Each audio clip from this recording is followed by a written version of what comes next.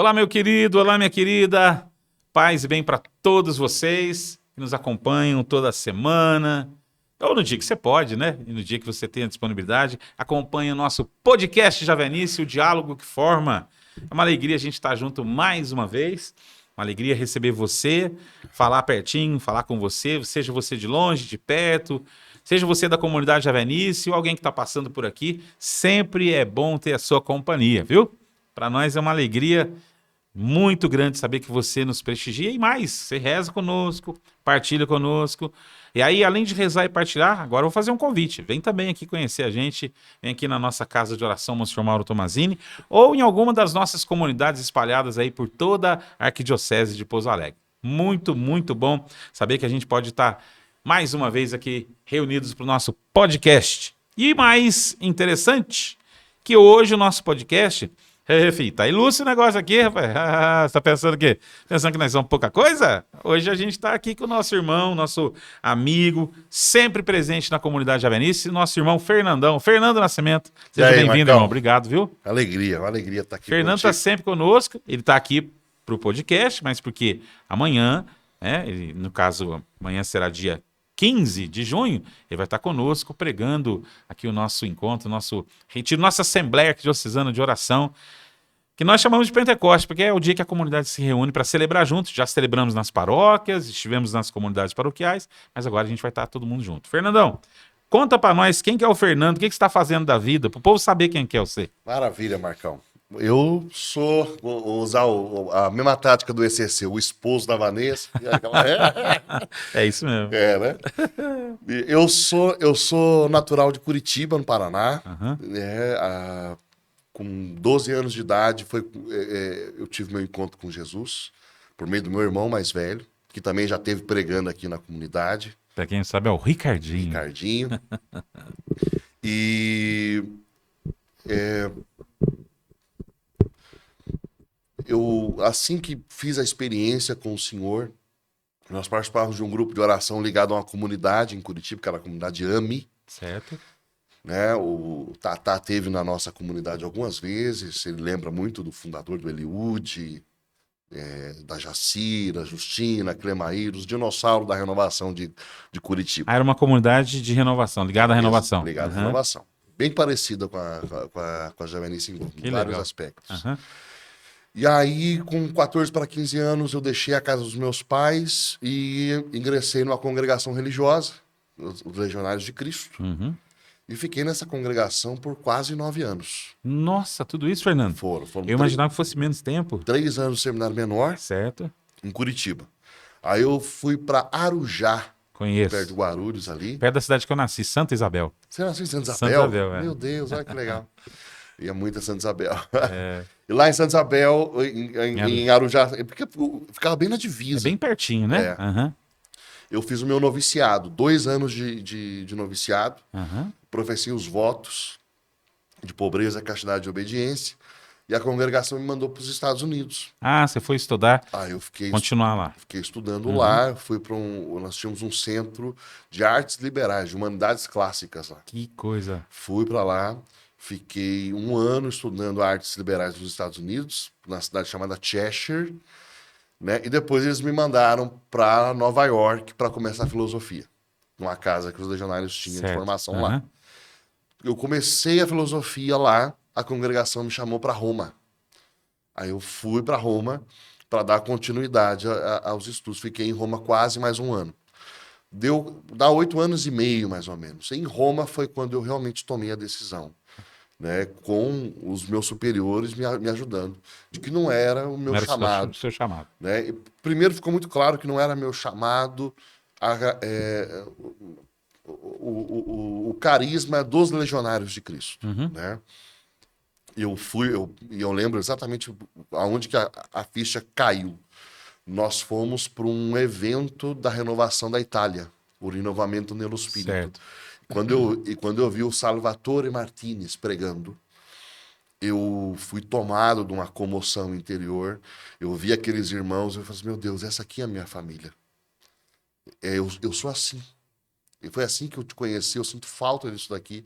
E ali ficou muito claro que eu realmente estava fora daquilo que era o propósito para mim. Que legal. E eu sou muito agradecido, eu amo os legionários, sou muito agradecido, né? Mas sou importante para mim. A base estuda, a sua base todinha, então, É de lá. dos Legionários. Sem dúvida. Que legal. Aí eu voltei para o Brasil em julho de 2006 e pouco tempo depois eu fui trabalhar no Escritório Nacional da Renovação, né? Que na época tinha saído de Sorocaba e ido para Pelotas, no Rio Grande do Sul. Por conta do período que o Marcos Volcán foi presidente. Exatamente. Ok. Bem nessa transição de Reinaldo para Marcos. Uhum. E aí eu fiquei quase 5 anos trabalhando no Escritório Nacional. Eu, meu irmão. Nesse período eu fiquei muito próximo do Tatá, né? Que tanto eu quanto o Ricardo, nós sempre tivemos o Tatá como um herói para nós. Ele é mesmo, não tem o que falar. A nossa figura. O homem é fora da curva de todos os modos que dá para falar, né, Marcão? Eu digo sempre para todo mundo, um dos maiores intelectuais que eu conheci, o cara que fala de renovação com maior propriedade, sabe?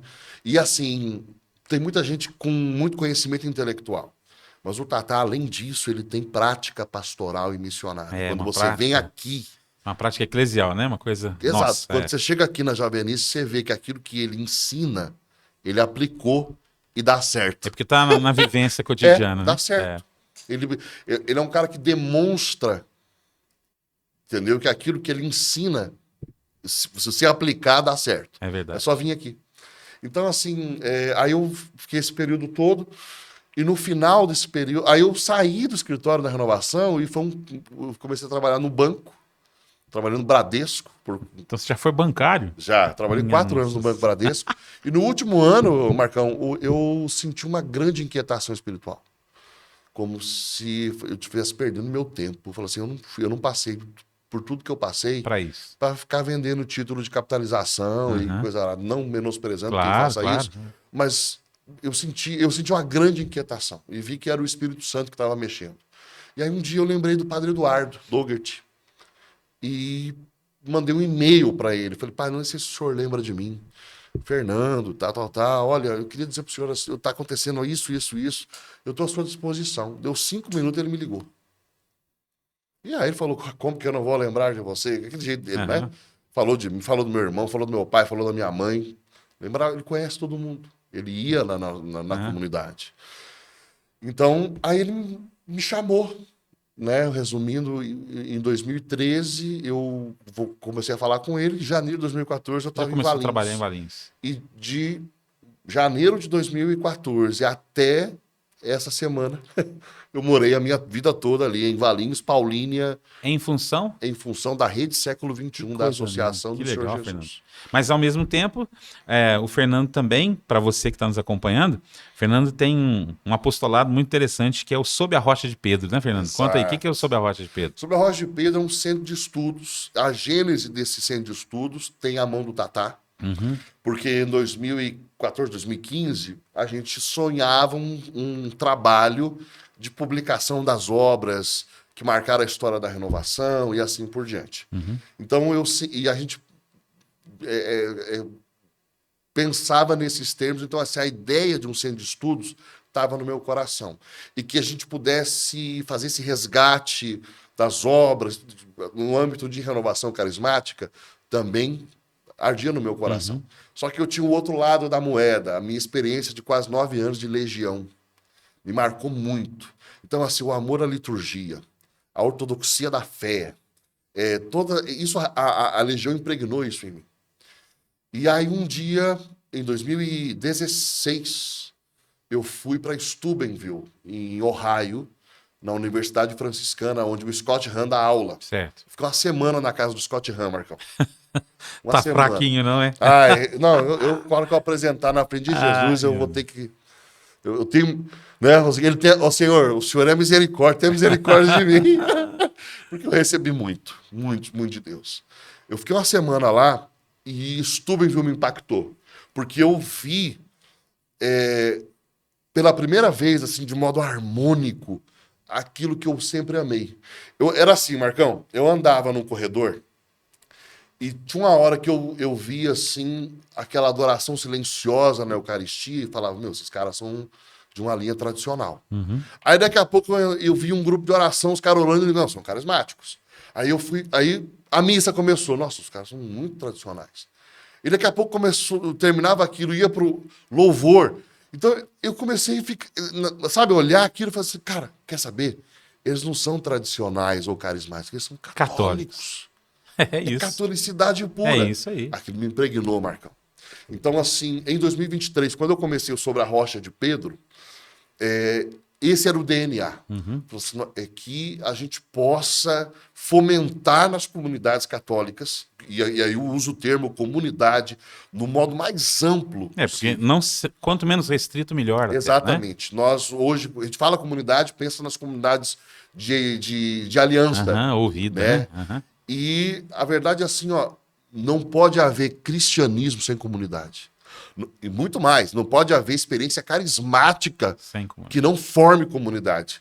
Ao abrir mão disso, nós estamos abrindo mão da verdadeira experiência carismática. Então, assim, aquilo ardeu no meu coração, né? E a gente começou, eu comecei o Centro de Estudos sobre a Rocha de Pedro ali com esse desejo de fomentar os dons hierárquicos e carismáticos nas comunidades todas, paróquias e qualquer aglomerado de católicos Que queira fazer que essa experiência. queira fazer a experiência. É isso. Básico. E aí eu pedi a Nossa Senhora um sinal. Assim, se é de Deus isso aqui, Aham. eu quero fazer uma conferência e eu quero que o Scott Hahn venha. E foi o que aconteceu, primeira resumindo a conferência? história. A primeira conferência, o Scott Hahn e o Ralph Martin juntos. Os dois juntos, né? Juntos, É eles verdade. vieram. Um bom número de irmãos da Javenice estavam Estavam lá. lá, é. Foi uma graça de Deus. Né? Uma conferência que marcou a minha vida. E esse ano a gente está preparando uma conferência chamada Espírito Santo, Nossa Esperança. Nós já fizemos uma em Cascavel, Recentemente, semana agora, né? recentemente, Aham. e nós estamos preparando uma para novembro. Nossa. Marcão. Nós estamos trazendo 4 irmãos de fora do Brasil para essa conferência. E juntando mais os pregadores daqui. Ela vai acontecer no estado do Paraná, Aham. perto de Curitiba. E logo mais a gente vai dar mais Se notícias Deus quiser. disso. Eu, gente, Fernando tá aqui hoje, vocês viram, foi uma apresentação, mas Desculpa. a intenção, não, tranquilo. A intenção é para que você conheça o Fernando, caso você ainda não o conheça, e conheça o Sob a Rocha de Pedro. Entra lá no site, né? Isso. Sob a Rocha de Pedro, conheça no Instagram, conheça o que é a Rocha de Pedro. Você vai Segue a perceber. gente, pelo segue amor lá, de Deus. segue lá. Você vai entender o trabalho. Porque se tem um trabalho muito interessante que o Sob a Rocha de Pedro faz, também é exatamente criar essa dimensão, essa devoção, esse amor à palavra de Deus. Opa, sem Que é o dúvida. tema do nosso podcast hoje. Que hoje é sob a espada do Espírito. Para nós esse tema está muito especial e caro para nós, porque faz parte do nosso tema, do nosso lema da comunidade javenice, que é Efésios 6, né?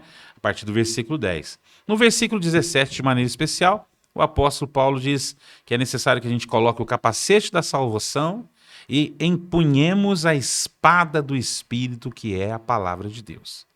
A espada do Espírito. Fernandão, a espada do Espírito marcou a sua vida, não é? Marcou. A gente percebe que ela é flamejante, que isso faz parte da sua maneira de pregar. O que é a espada do Espírito? Qual que é o simbolismo disso para quem está assistindo a gente? O apóstolo Paulo, ele usa, né, esse termo nessa carta aos Efésios, para se referir à palavra de Deus. Ele, em outro texto da Escritura, ele vai dizer que a palavra de Deus é viva e eficaz, mais cortante Isso. do que espada, capaz de dividir, né, de distinguir todas as dimensões do ser humano. O próprio apóstolo Paulo vai, na carta aos Romanos, de novo, falando da palavra de Deus, mais especificamente do Evangelho, né? Ele vai dizer que o Evangelho é o poder de Deus para a salvação daquele que crê. Ele fala realmente de uma experiência que foge daquilo que é mero ensino.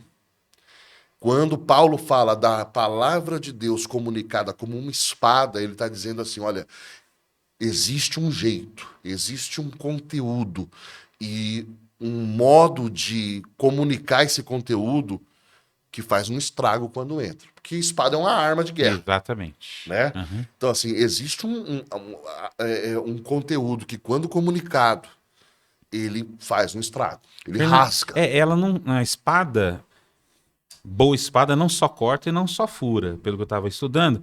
A espada ela é um instrumento que tem a função de penetrar, né? E quando ela penetra, ela causa um grande impacto dentro. E quando é tirada, também. Exato. A palavra de Deus, portanto, quando ela entra no coração do homem, ela deve fazer exatamente esse movimento, né? Penetrar para incomodá-lo, para transformá-lo, mas também para tirar dele aquilo que não vem de Deus. Sabe, Marcão, a comunidade está esse ano todo debruçada em Efésios, né?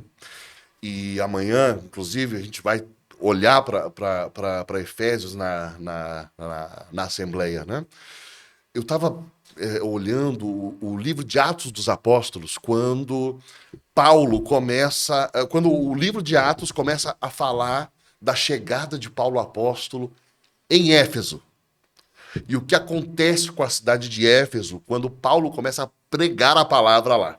É muito interessante porque, assim, os capítulos que narram a obra de Deus em Éfeso são os capítulos 19 e 20 de Atos dos Apóstolos. Só que o final do capítulo 18 também é muito interessante, porque vai falar de um camarada chamado Apolo. Diz que Apolo era judeu, nascido... acho que, meu Deus, esqueci. Nascido em Alexandria.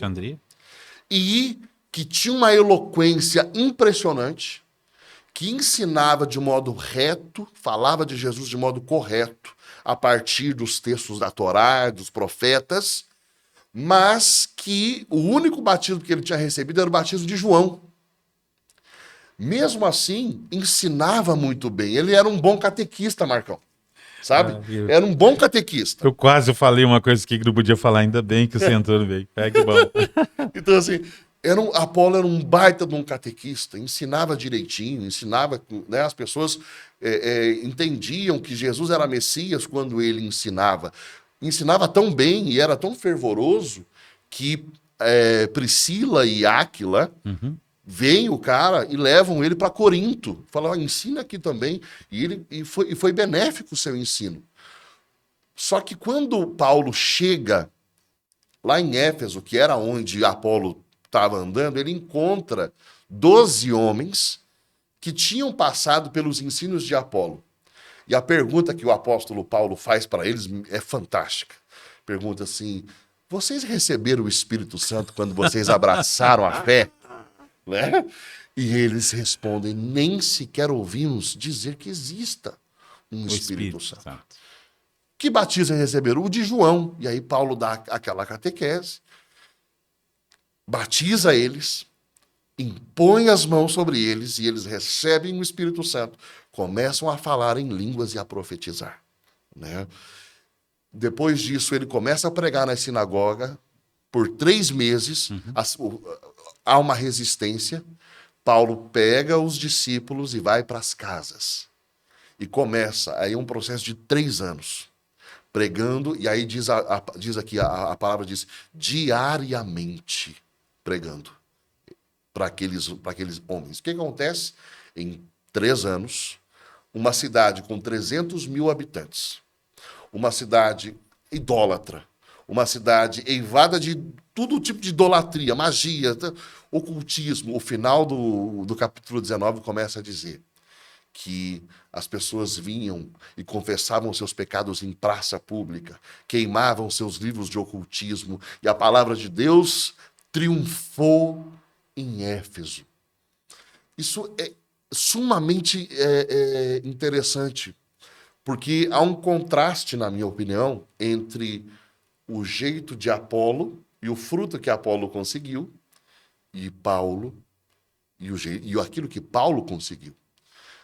Porque Apolo era bom, era eloquente, era um bom catequista, mas Paulo, para além de um conteúdo que ele entrega, existe na pregação de Paulo aquilo que nós, carismaticamente, chamamos de unção, né? O senso da presença e um querigma que conduz à experiência do Espírito. Então, assim, a espada do Espírito, no ensino de Paulo, ela é penetrante, porque para além de um conhecimento, e nós estamos num tempo onde o catolicismo, de um modo especial aqui no nosso país, mas não só aqui, tem reduzido a fé a um ente de razão.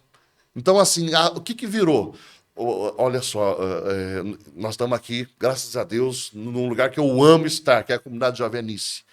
Nós lembramos de uma época, Marcão, aonde, depois de fazer a experiência do Espírito, a pergunta que qualquer carismático se fazia era: para qual comunidade eu vou? Qual é a minha missão? Para onde eu vou servir? Para onde? Sabe? E assim, a década de 70, 80, a pregação de Padre Jonas, Deus quer comunidades. E a gente, sabe, queríamos constituir e viver em comunidades. Hoje, Marcão, nós não vemos mais, assim, eu sinto pelo menos, que agora nós estamos substituindo o desejo de viver em comunidade pela criação de institutos e centros. E eu falo aqui como alguém que fundou um centro. Sabe? Por que isso é importante? Porque, assim, se a iniciativa de um centro de estudos ou de um instituto não tiver por finalidade munir as comunidades, levar as pessoas para a vida da comunidade, o chão do cristianismo, se a finalidade é criar uma plataforma para que as pessoas venham, tenham a aula teológica e volte para viver o seu cristianismo individualizado, nós estamos reduzindo a fé a um mero ente de razão, sabe? A um conteúdo que eu recebo e vivo a minha vida particular. É impossível viver a fé sem comunidade. É impossível. E a grande diferença está aqui, sabe? Eu acho que nós temos muitos Apolos hoje, com uma grande capacidade de ensinar uma boa doutrina. Mas a Javenice, e nós que temos missões análogas, nós somos chamados a conduzir as pessoas nesta fé reta, ortodoxa, numa moral, como a igreja ensina, fidelidade ao magistério. Mas a nossa grande pergunta no processo evangelizador é: recebestes o Espírito Santo quando você abraçou a fé? E, infelizmente, a grande maioria dos católicos, e o censo de 2022 nos mostra isso. Respondem hoje como responderam esses discípulos em Éfeso: nem sequer ouvimos dizer que há um Espírito Santo. Porque ele é presente nos nossos devocionais, ele é presente, né, quando nós fazemos o sinal da cruz, nas doxologias de cada oração, talvez quando a gente faz a festa do divino,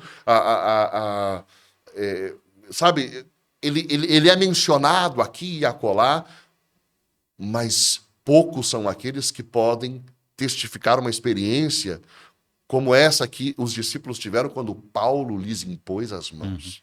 O Espírito Santo desce sobre eles, e eles começam a falar em línguas, começam a profetizar, e aquele conteúdo que Apolo tinha pregado agora é revestido de poder.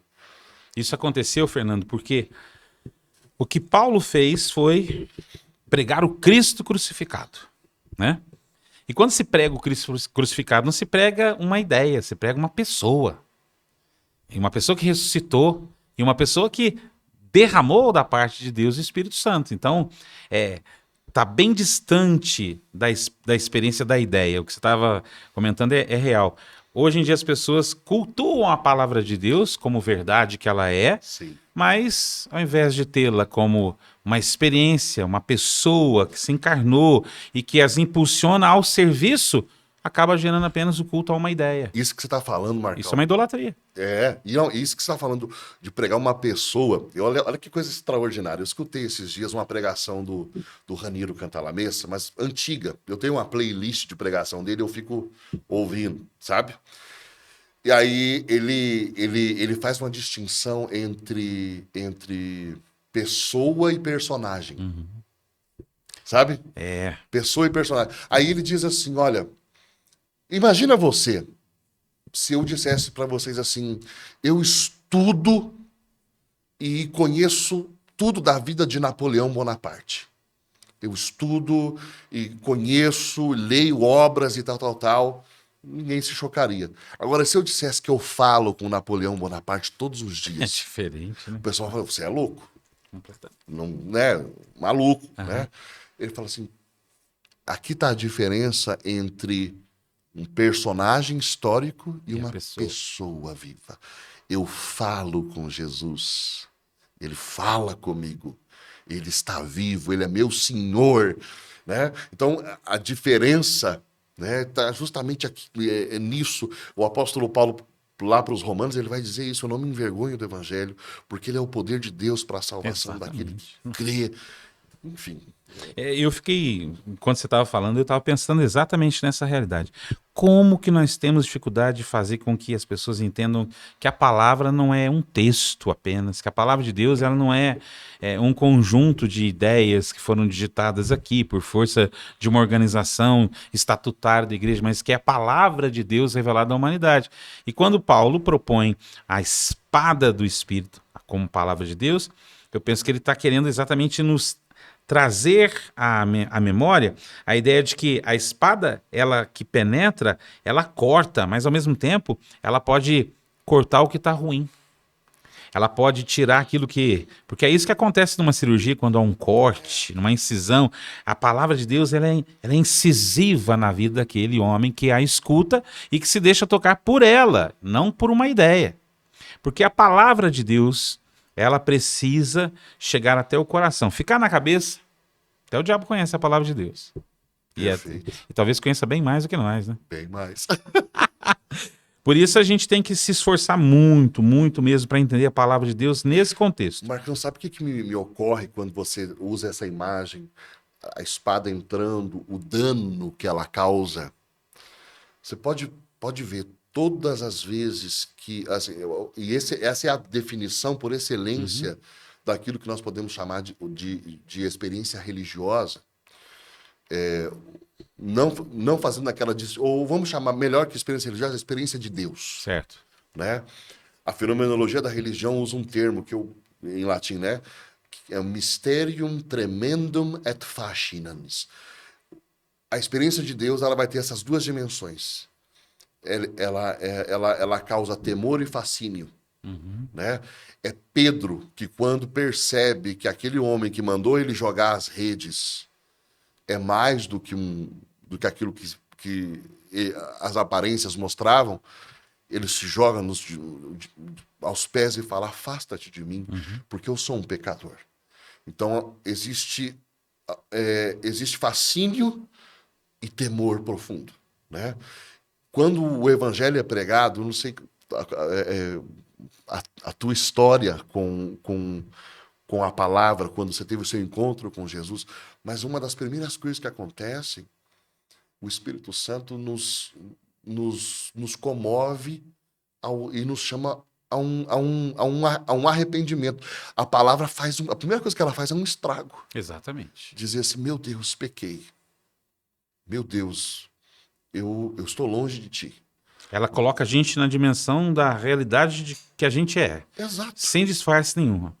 Por mais que a gente tente, a palavra de Deus ela é tão penetrante, ela é tão incisiva, que quando ela está lá dentro, é como se fosse uma chave virando para a gente enxergar a nossa realidade pecadora. E ao mesmo tempo, se nós somos tocados pela palavra, se a gente é tomado pelo Espírito, a gente se arrepende. A palavra gera em nós o ato de compungir-se, o ato de diminuir-se, o ato de arrepender-se, de humilhar-se diante de Deus. Até eu amo, né, o rito de iniciação cristã de adultos, o RICA, quando ele fala do pré-catecumenato, Marcão, que é o momento da pregação da palavra, Ele vai dizer que a igreja espera como resultado desse período que a pessoa que ouviu a palavra manifeste um princípio de conversão. É a primeira coisa, um arrependimento dos pecados, um sentido de penitência e os primeiros movimentos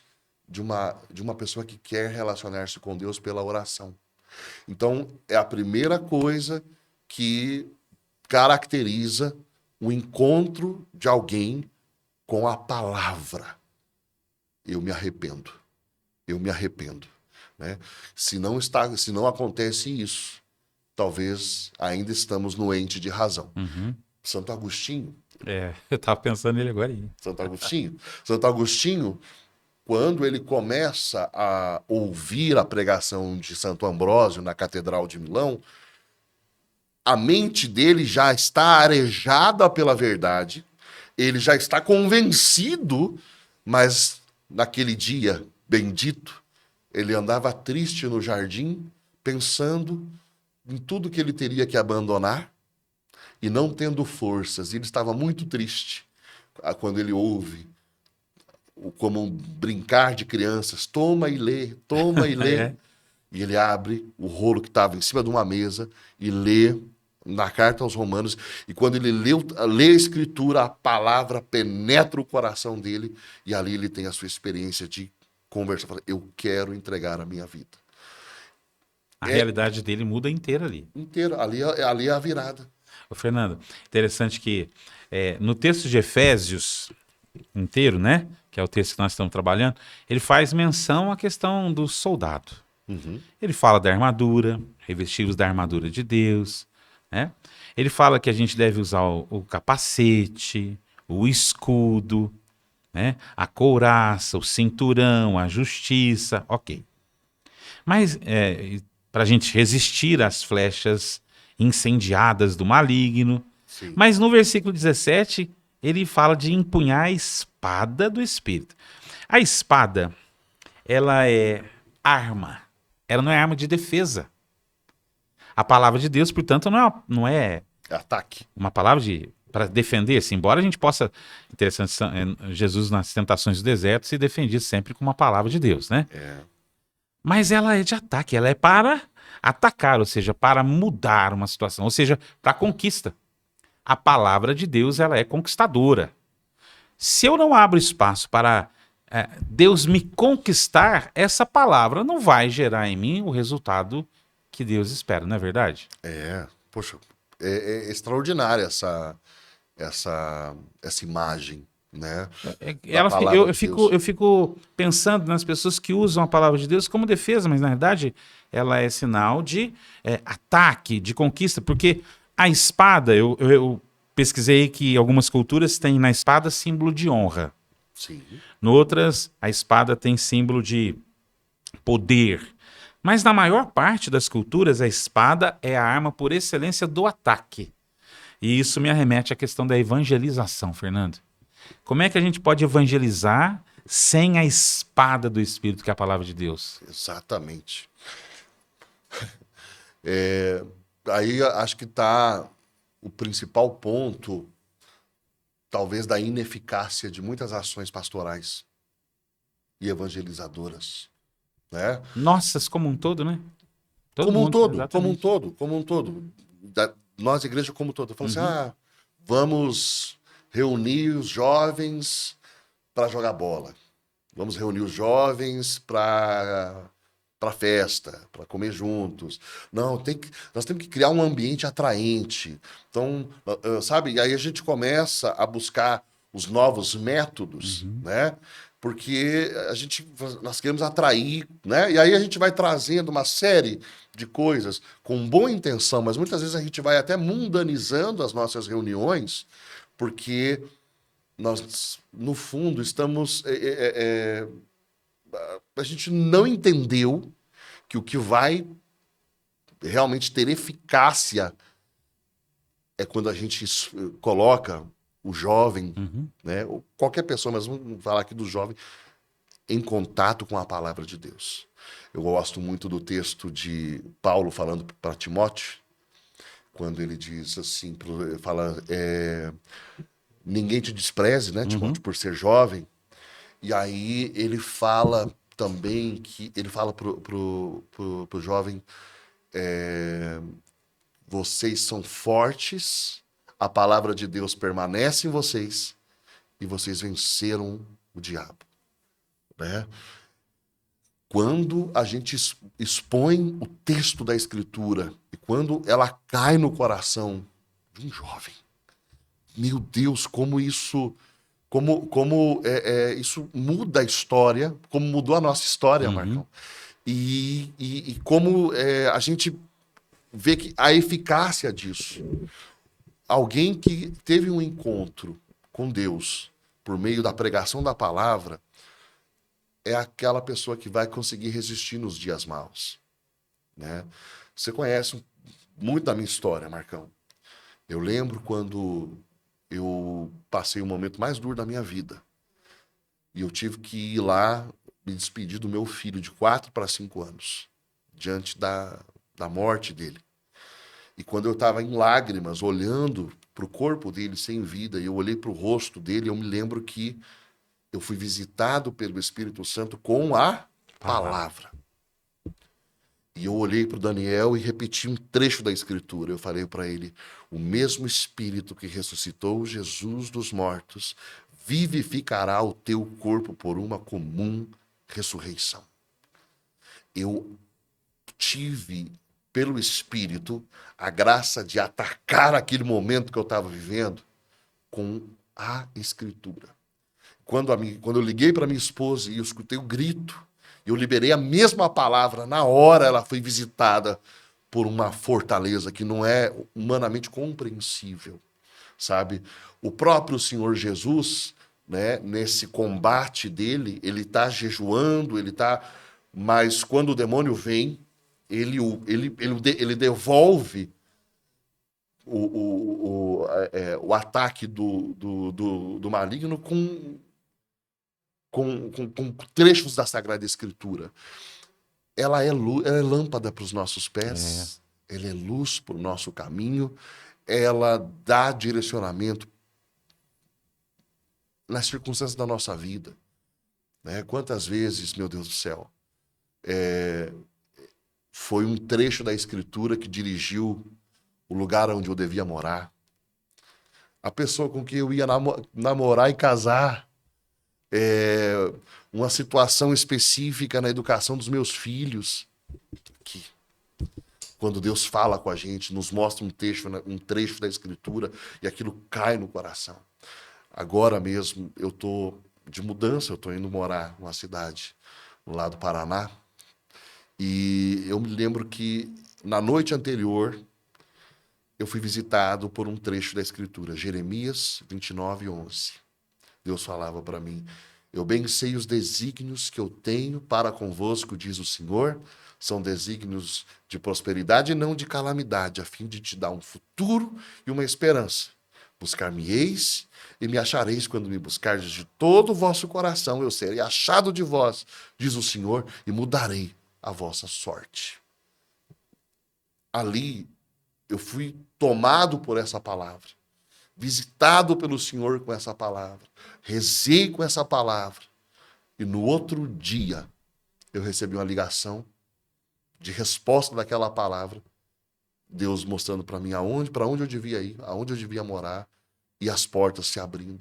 Como a palavra de Deus dirige, orienta, e ela é espada para coisas concretas da nossa vida, Marcão. Às vezes a gente idealiza... A gente acha que é só para as coisas espirituais.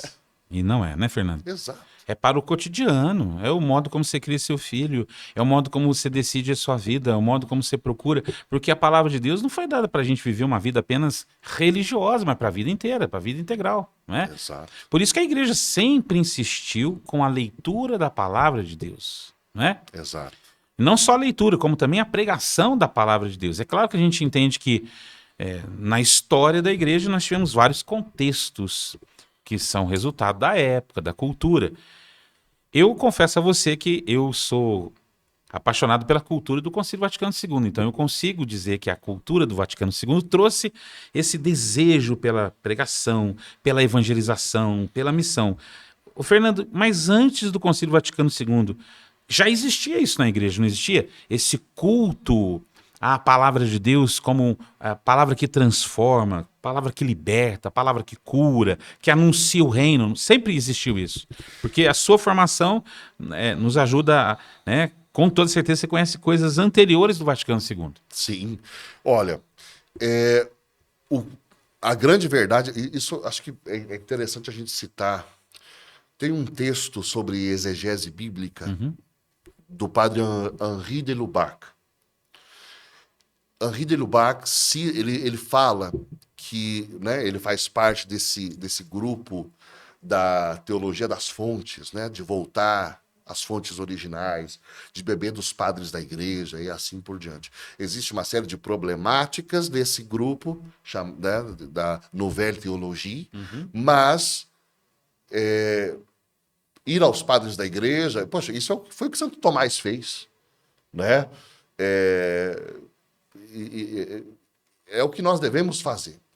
Só que olha que coisa interessante. Henri de Lubac diz assim que os padres da igreja, o modo como eles se aproximavam dos textos da Escritura ia muito além de uma mera especulação teológica. Havia uma experiência espiritual. E aí Henri de Lubac diz assim que o único modo de nós recuperarmos esse jeito de se aproximar da Escritura é se Deus visitasse a igreja com um mover sobrenatural. Um novo Pentecostes. Um mover sobrenatural que nos desse condições de ler a Escritura como os pais liam, como os padres liam. E aí Raniero Cantalamessa vai dizer, eu creio que o anseio de Henri de Lubac foi respondido pelo Senhor. O pedido de São João 23, né? Precisamos de um Pentecostes, e tudo que floresce depois do Concílio Vaticano II. Nós podemos falar a partir de uma experiência de renovação carismática, mas a própria renovação carismática, ela nasce, ela tem o seu nascedouro em movimentos que são pré-conciliares. Cursilho de cristandade. Né? O cursilho de cristandade, eu estava falando hoje com o Tatá sobre isso. O cursilho de cristandade a origem dele é interessante. Jovens de um movimento que era a Ação Católica começam a programar uma peregrinação para Santiago de Compostela. Assim, para a gente poder fazer essa peregrinação ser frutuosa, vamos fazer um retiro. E aí eles montaram um retiro de 4 dias, e esse retiro era a palavra sendo pregada, né? O conteúdo era um conteúdo do querigma, praticamente. A Páscoa de Nosso Senhor Jesus Cristo. Quem é Jesus e qual é a sua obra? Pregaram isso. Quando eles viveram aquilo em 4 dias e viram a transformação, eles falaram assim, nós temos que continuar fazendo esse retiro. E os pregadores do cursinho, né? Que é o cursilho. Então, os pregadores do cursinho começaram a pregar aquilo pelo mundo todo, a palavra, começaram a pregar a palavra, e aquilo se tornou um grande movimento, que é o cursilho de cristandade. Os cursilistas dos Estados Unidos, né?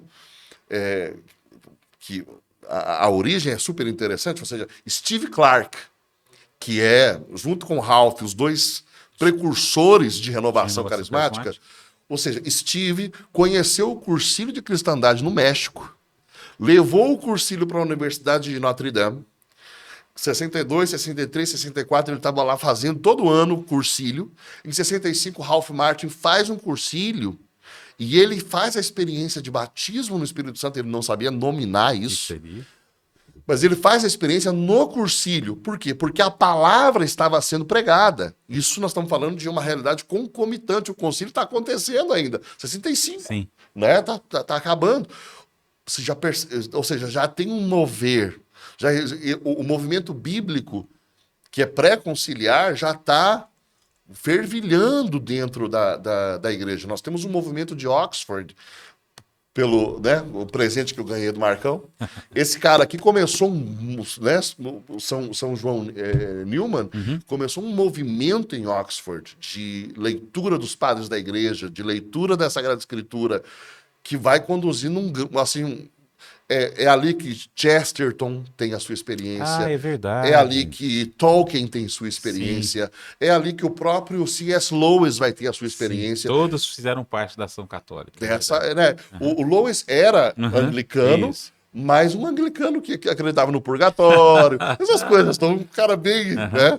Então, assim, tudo tem a ver com a palavra de Deus. Tudo tem a ver com a palavra de Deus. E os primeiros grupos, aonde que vai eclodir renovação carismática? Nesse povo que foi preparado pela pregação, no cursilho.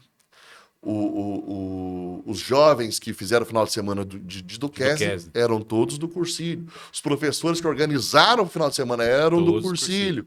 E aí o primeiro congresso não dá sobre renovação, em 67, foi um congresso nacional do cursilho, né? Então, assim, realmente, nós estamos falando assim, é de fato o berço, a experiência fundante, e isso já vinha acontecendo antes do Concílio Vaticano II, mas o Concílio Vaticano II fez, né, ele juntou as brasas. Ele abraça todas as experiências daquele momento. E Dei Verbum, a Constituição Dogmática Dei Verbum. Né? O que fala ali a respeito da palavra de Deus, da revelação nas Escrituras. E aí, já avançando, aquilo que Bento XVI fez durante o seu pontificado, o sínodo sobre evangelização, e o sínodo sobre a palavra. Sobre a palavra de Deus. Eu amo esse documento pós-sinodal, Verbum Domini. Gente, lê esse documento, pelo amor de Deus. Verbum Domini. O Verbum Domini eu li em lágrimas, o Marcão, em lágrimas. Porque é apaixonante. Assim, nós nós viemos de uma experiência de renovação carismática. E os nossos grupos de oração, a renovação nos ensinou a amar a palavra. Exatamente. Eu sou apaixonado pela palavra de Deus. Mas tem uma coisa que eu amo, é quando eu vejo um pregador que é capaz de, sabe, de fazer a gente mastigar a palavra. Aquilo e vai concatenando os textos. Tem um poder na palavra. Existe um negócio que acende. Realmente, ela é poderosa. Nada contra, sabe, você enriquecer a sua pregação com livros. Sempre, mas, assim, quando você usa o texto da Escritura e você vai...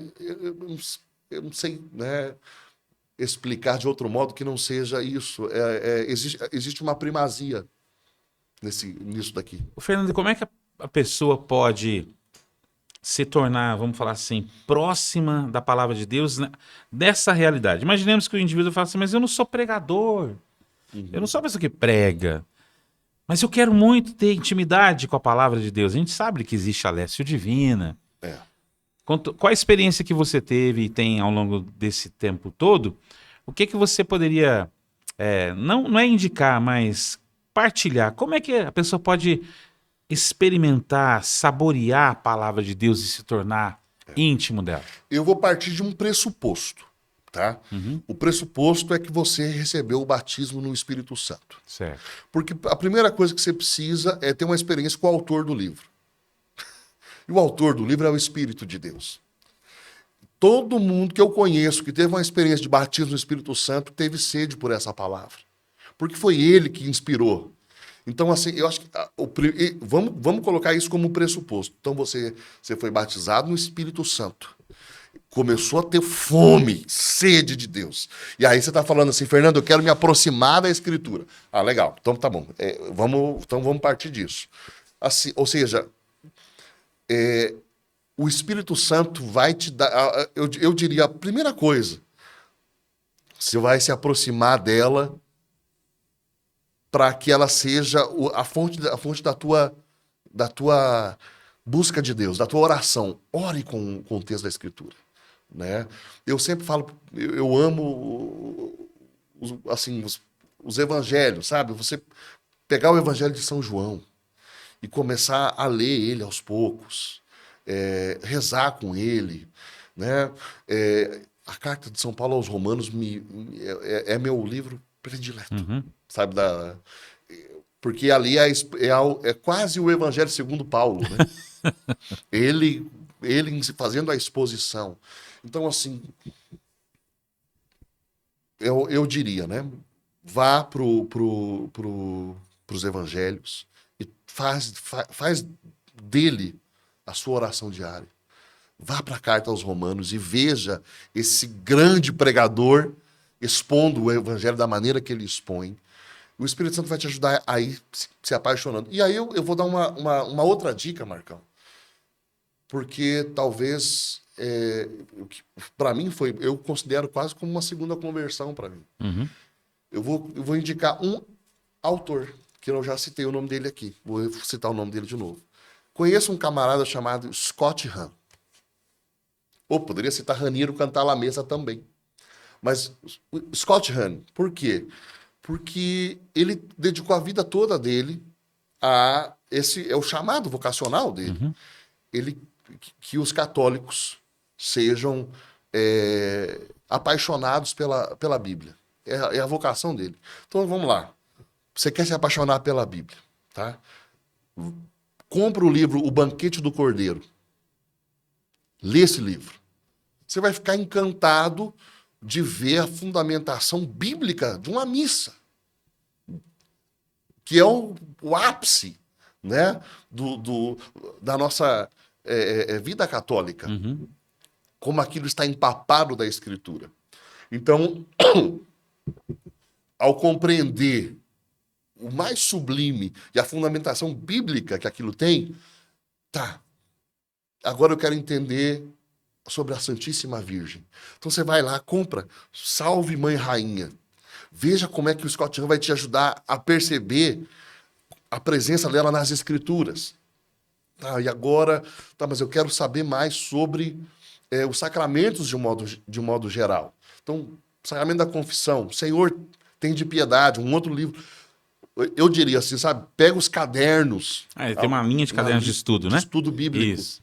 Publicados pela Eclésia, nossa parceira. Se você comprar lá e usar o meu cupom JAVÉ5, você ganha 5% de desconto. Sabia disso? Que legal. Eu não sabia. Ganha 5% de desconto lá. Então entra lá. Todas essas obras que o Fernando está se referindo, você encontra na Eclésia. Exatamente. Então, assim, eu diria, Marcão, sério, é um autor que vai te ajudar a se apaixonar pela Bíblia, Scott Hahn. Porque a palavra de Deus, por ela ser viva, atual, ela encontra o coração da gente em qualquer situação e é capaz de nos orientar, nos guiar, nos admoestar, porque a palavra de Deus também, como a gente falava no começo, ela provoca uma mudança interior. Sim. Mas quanto mais intimidade eu tiver com a palavra e com não só manuseio, não se trata de manusear a Sagrada Escritura só, né? Não se trata de saber a sequência que nós temos de capítulos, versículos, livros, não. Mas de ter paixão pela palavra de Deus, ter zelo pela palavra de Deus, porque quanto mais zelo nós demonstramos pela palavra de Deus, não é que Deus se sente na obrigação de fazer isso, mas nós somos abençoados pela sua graça. Quanto mais próximos dele, mais quente nós ficamos. Eu tô lembrando aqui, Marcão, isso está no YouTube da comunidade, da Javenice. Eu fiz uma pregação aqui na comunidade, na formação de pregadores. Acho que há uns 2, 3 anos atrás, né? Acho que foi. Tem uma pregação, chama-se A Pregação Verdadeiramente Católica. Queria, se você puder, acessa aquele conteúdo. Porque ali, eu lembro que a gente teve a oportunidade de analisar os diversos tipos de pregação. Foi mesmo. Né? Então você tem a pregação que o apóstolo Paulo vai chamar de palavra da fé, que nós chamamos de querigma, né? Palavra da fé.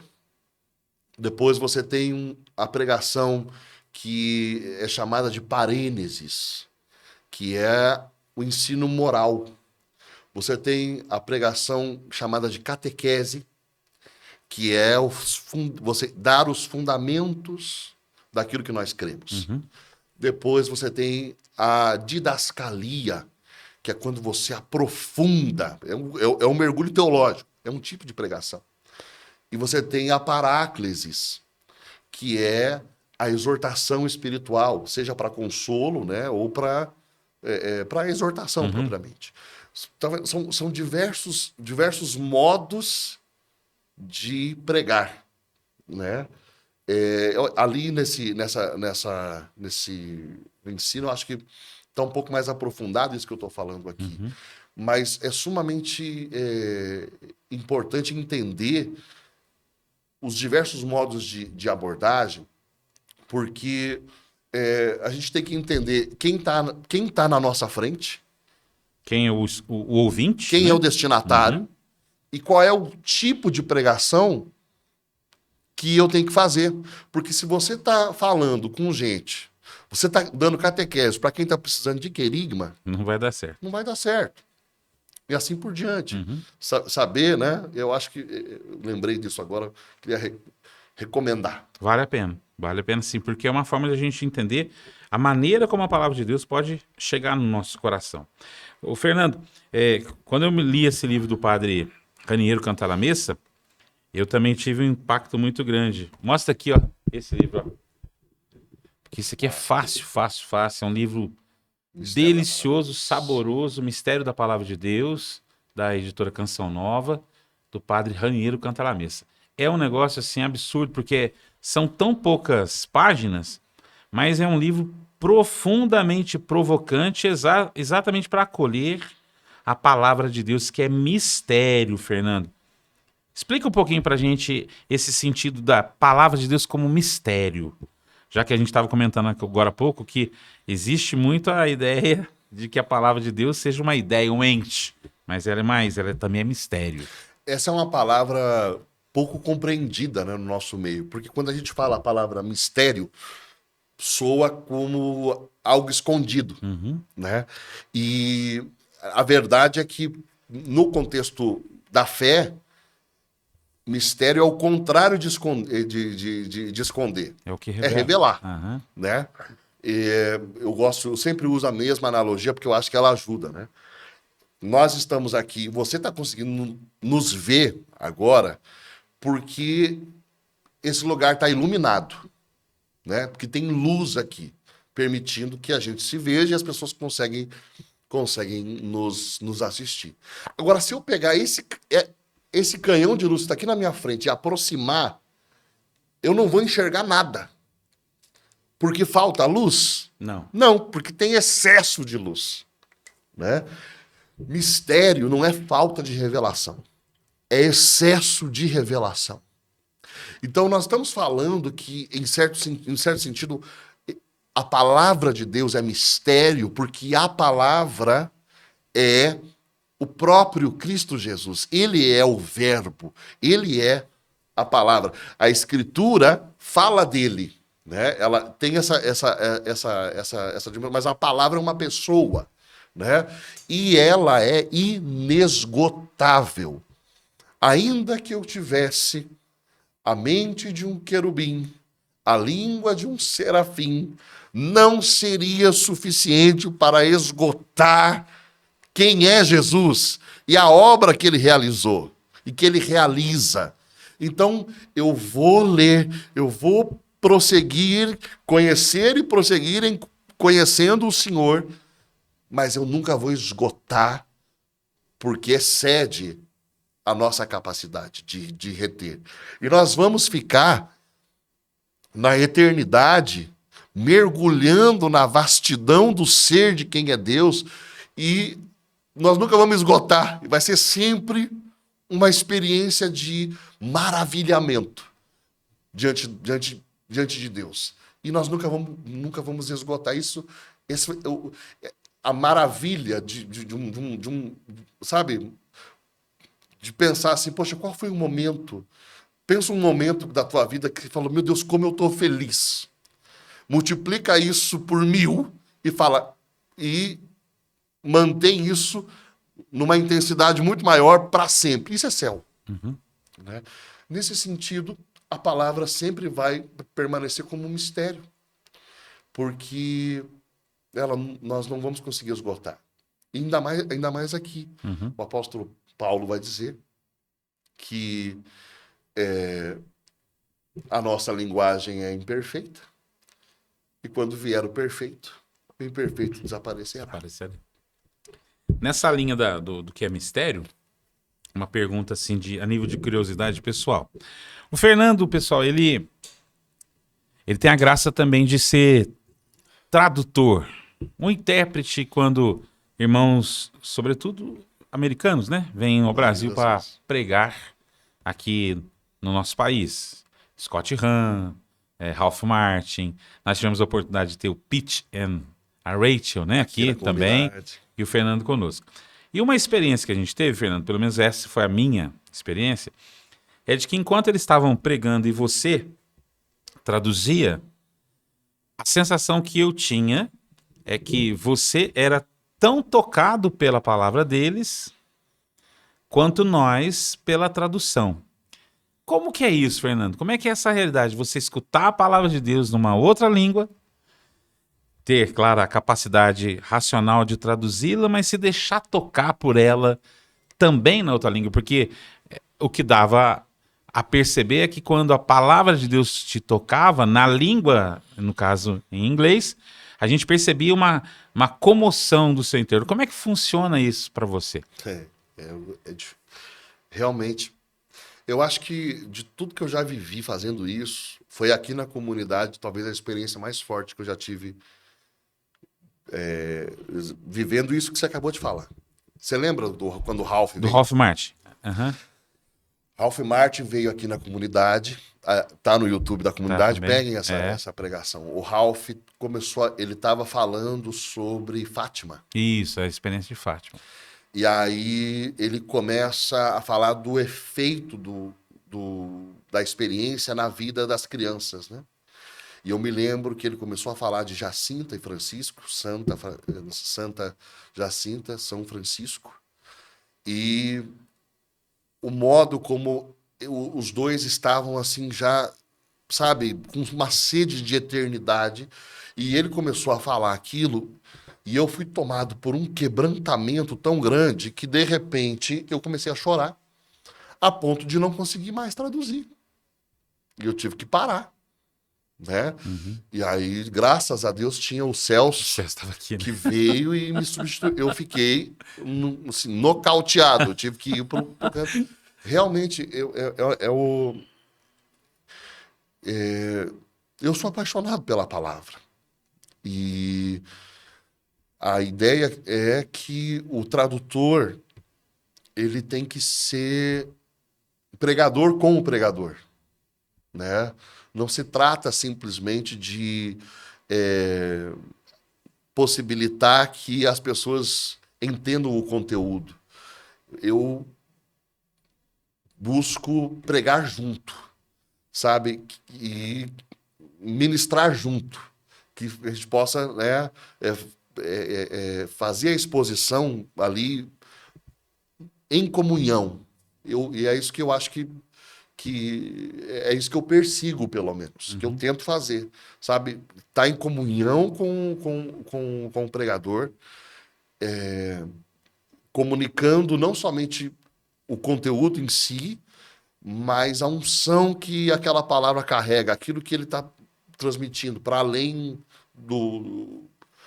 da mera questão da língua, né?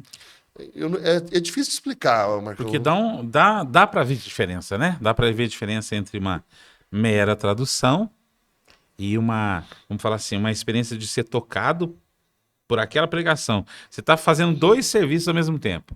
Ouvir para proclamar.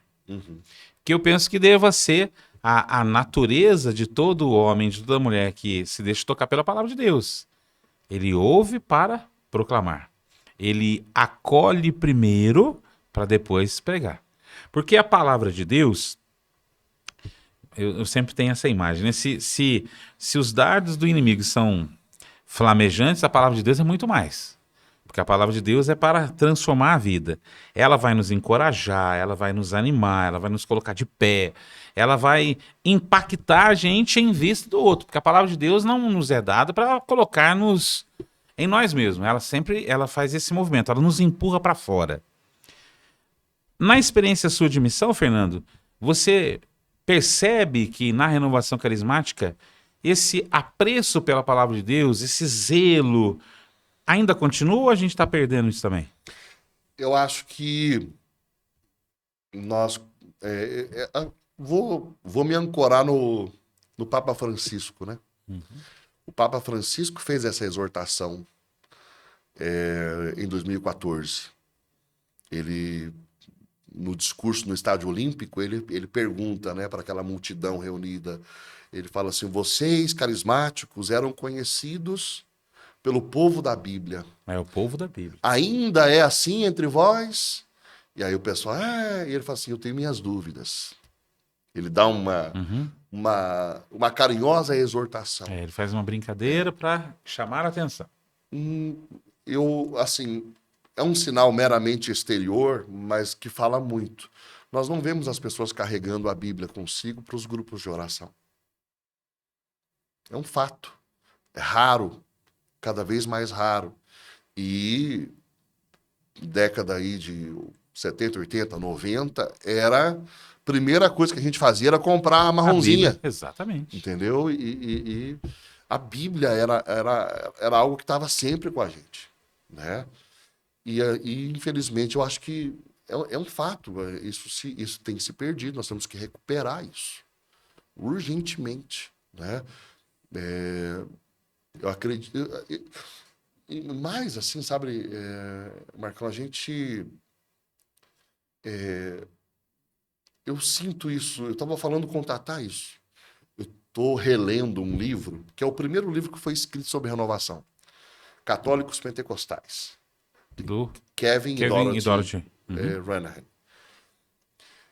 É em português ou em inglês? Tá em português. Em português? Tá em português. Eu consegui um xerox do Reinaldo Bezerra. Ele me mandou, e aí eu imprimi. Né? Você tem ele online? Você tem ele em PDF? Eu tenho ele em PDF. Vou mandar para mim, que isso eu não tenho ainda. Mando Preciso desse. É muito. Eu tô relendo ele. E assim, sabe o que me impactou? Porque eu lembro de uma época em que isso era muito forte. A gente fazia a experiência da pregação da palavra, tinha o nosso encontro com Jesus, e automaticamente a gente contava aquilo para todo mundo que passava na nossa frente. E quando a gente contava aquilo, e a pessoa dava isso aqui de abertura, a gente pregava para ela. Pregava e impunha as mãos. Uhum. E as pessoas eram batizadas no Espírito Santo, ou pelo menos tocadas.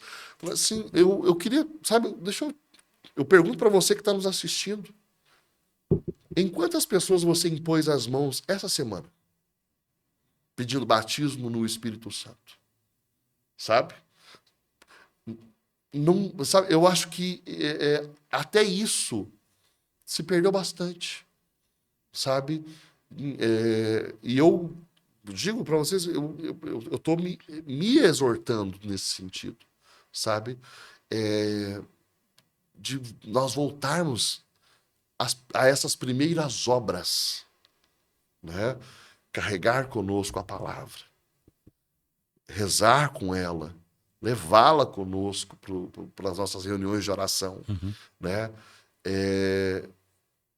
Falar desse Jesus, impor as mãos, sabe?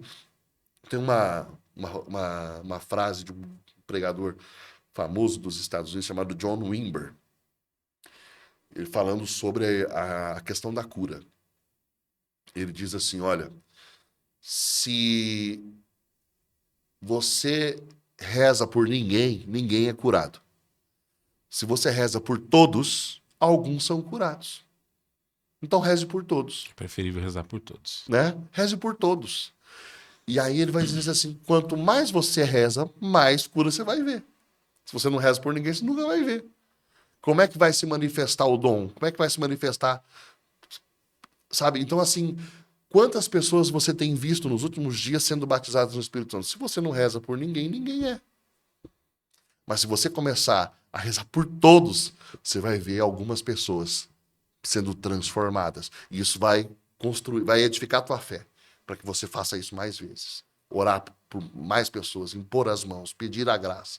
Nós vamos ver isso mais vezes. Eu acho que, imagina se todos os membros da comunidade javenice começar que nem doido, impor a mão no povo. O que vai virar a Arquidiocese de Pouso Alegre? Já tem uns doidos por aí, viu? Já tem vários. Se a gente continuar Glória dando a Deus. ideia, eles vão gostar. Isso. Porque a palavra de Deus, ela é tão penetrante, a gente está encaminhando já, pessoal, para o final do programa aqui, mas a palavra de Deus, ela é tão penetrante, ela tem que ser apaixonante, não como uma biblioteca, Exato. como uma pessoa. Fernando, como é que é? Como é que se alimenta?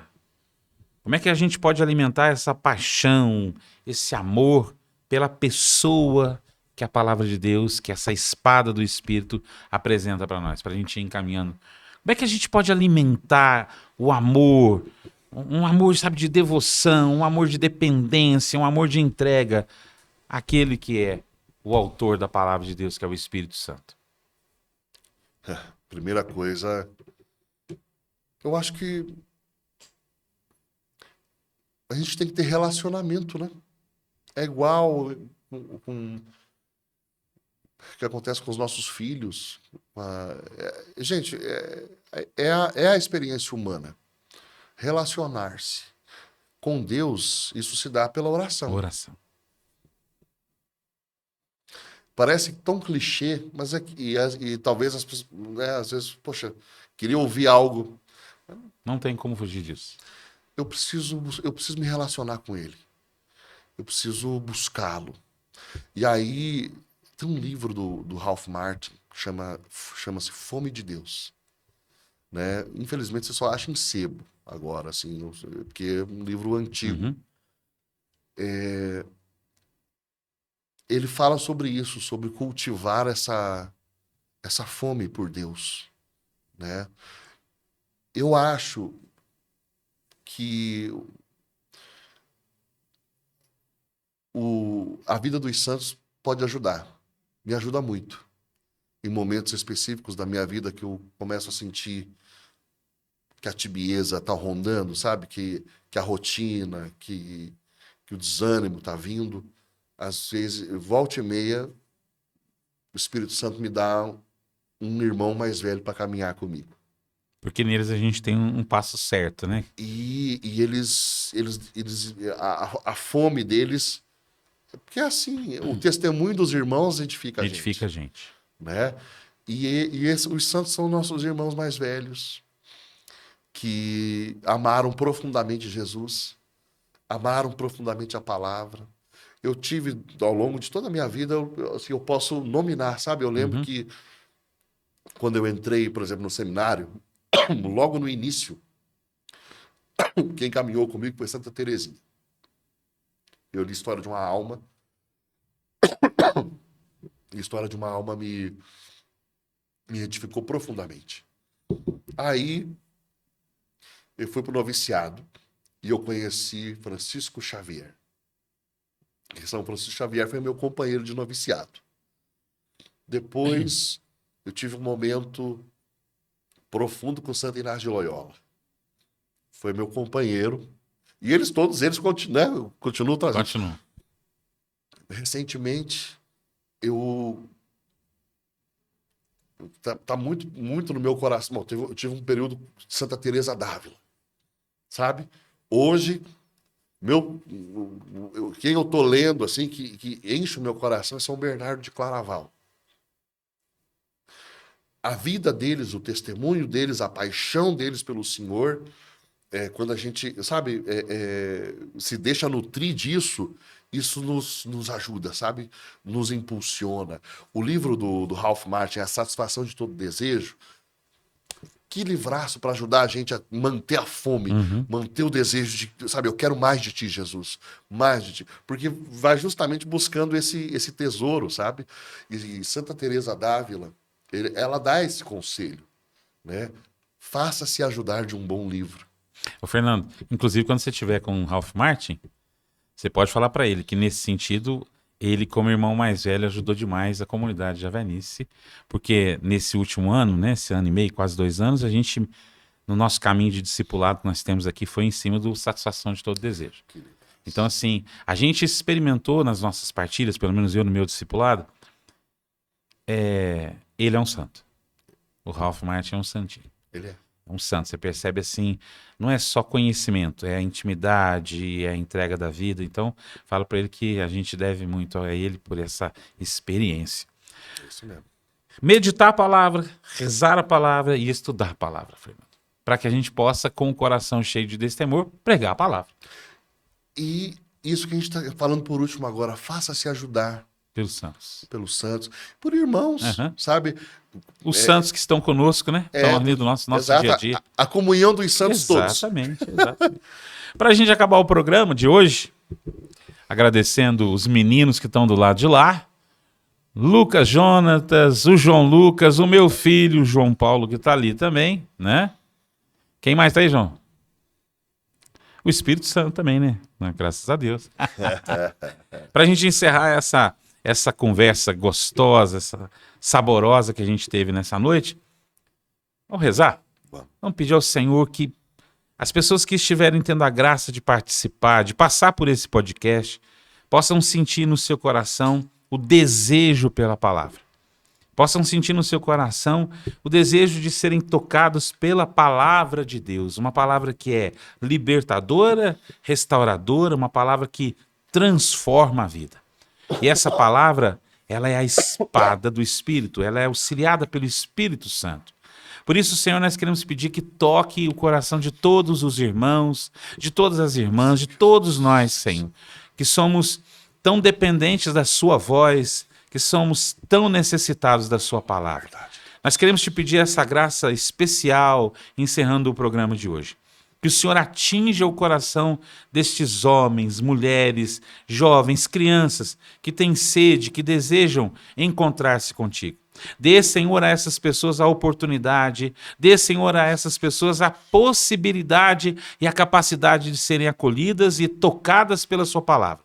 Nós pedimos, Senhor, eu e o Fernando e toda a igreja, nós pedimos, Senhor, que derrames o teu Espírito Santo, que ilumines com teu Espírito Santo, que acenda o fogo no coração de todos nós pelo teu Espírito Santo. Um fogo que nos faça amar mais a palavra, um fogo que nos faça nos dedicar mais à promoção dessa palavra, à propagação dessa palavra, à pregação dessa palavra, seja com as nossas palavras ou com o nosso testemunho. Nós te pedimos, Senhor, que poderosamente visite cada irmão e cada irmã que passou um pouquinho aqui nesse podcast, desejando, querendo, manifestando no seu coração a busca pela tua palavra e por tudo que ela realiza, Senhor. Por toda transformação, por toda a graça que ela pode trazer.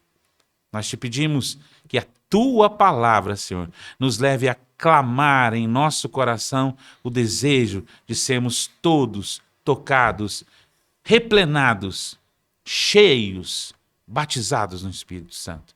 Faz para isso o nosso coração, Senhor. Derramando a sua graça, derramando o teu amor, derramando o teu Espírito Santo em cada um de nós, Senhor. Bendito seja teu nome, Senhor. Glorificado seja, Senhor. Bendito seja, Senhor. E nós te agradecemos, Senhor. Nós te bendizemos, Senhor. E colocamos cada pessoa, cada coração, cada irmão e irmã no cuidado materno de Nossa Senhora. Ave Maria, cheia de graça, o Senhor é convosco. Bendita sois vós entre as mulheres, e bendito é o fruto do vosso ventre, Jesus. Santa Maria, Mãe de Deus, rogai por nós, pecadores, agora e na hora de nossa morte. Amém. Meu irmão, obrigado. Minha irmã, muito obrigado. Valeu, meninos. Deus abençoe aí. semana que vem, próxima terça ou o dia que você puder, com toda certeza tem no YouTube nosso aí um programa do podcast Javenice. Fernando, obrigado. Obrigado. Deus lhe irmão. pague. Já que nós estamos juntos de novo, né? Isso. Fique com Deus, gente. Beijinho do gordo pra vocês e até o próximo podcast Javenice. Fui!